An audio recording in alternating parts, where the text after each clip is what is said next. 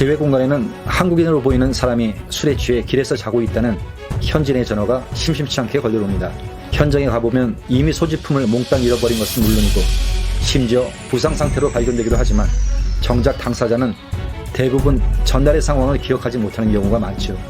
오늘은 해외에서의 과다 음주 행위에 대해 한번 알아볼까 합니다.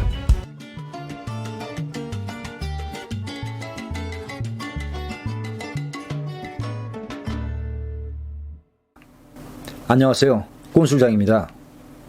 해외여행 중에 적당한 음주는 여행의 묘미를 높일 수 있고 여행에서 오는 피로감을 해소할 수 있다는 점에서 긍정적인 면도 있지만 적정 수준을 넘어서는 과도한 음주는 자칫 위험한 상황을 초래하게 됩니다. 술을 마신다고 반드시 사고가 발생하는 것은 아니지만 해외 사건 사고의 상당 부분이 바로 음주와 관련되어 있기 때문입니다. 보통 해외에 나가게 되면 낯선 환경에 대한 긴장감으로 음주 자제를 하게 될 것 같지만 사실 그렇지 않은 경우가 많이 있습니다. 여행 초반에는 다들 조심을 하지만 현지에 적응이 되고 어느새 귀국 일자가 다가오게 되면 긴장감이 풀리면서 여행의 끝을 아쉬워하며 술잔을 들게 되는데 이때 사고가 많이 발생하게 되죠. 과도한 음주로 의식을 잃고 밤새도록 거리에서 잠을 자다 현지인의 신고로 발견되는 경우가 적지 않은데 모든 소지품이 없어지는 것은 물론이고 심지어 부상을 당한 상태로 발견되기도 하지만 정작 당사자는 전혀 전날의 상황을 기억하지 못하는 경우가 많습니다. 정신이 든 후에는 실수에 대한 부끄러움에 공간에도 연락하지 않고 조용히 귀국하는 경우가 많고요. 또한 음주 후에 시비가 발생하여 각종 폭행 사건에 연루가 되기도 하고 음주 후 계단에서 넘어져 골절상을 당하는 경우도 심심치 않게 있습니다. 또한 술을 마신 후 심야 시간에 단독 외출을 하다 강도 피해를 당하는 경우도 있고 음주 상태에서 각종 액티비티를 즐기다 안전사고가 발생하는 경우도 있습니다. 야간 열차를 이용하다 음주 상태에서 잠이 들어 소지품을 몽땅 도난당하는 사례도 있고 심지어는 2층 침상에서 자다가 떨어져 크게 부상을 당한 사례도 있습니다.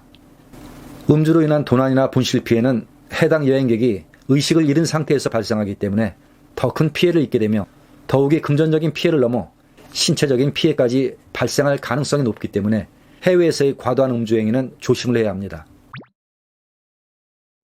그럼 해외에서의 과다 음주가 근본적으로 위험한 이유는 과연 무엇 때문일까요? 인간에게는 누구나 본능적으로 위험 상황을 감지하는 능력이 있다고 합니다.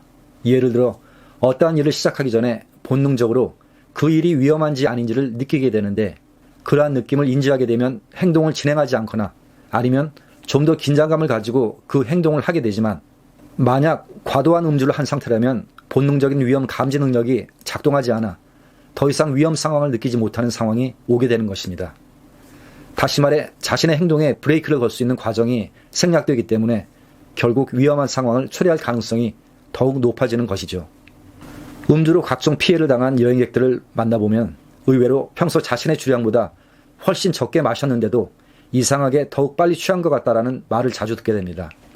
이 같은 이유는 낯선 외국을 여행하는 과정에서 긴장감과 피로감이 누적된 상태이고 평소 국내에서 마시던 종류가 아닌 다른 술을 마시게 된 것들이 복합적으로 작용한 것으로 보이는데 해외에서의 음주량은 가급적 평소 자신의 주량보다 적게 마시는 지혜가 필요합니다. 그럼 오늘 영상은 이만 마치도록 하겠습니다. 고맙습니다.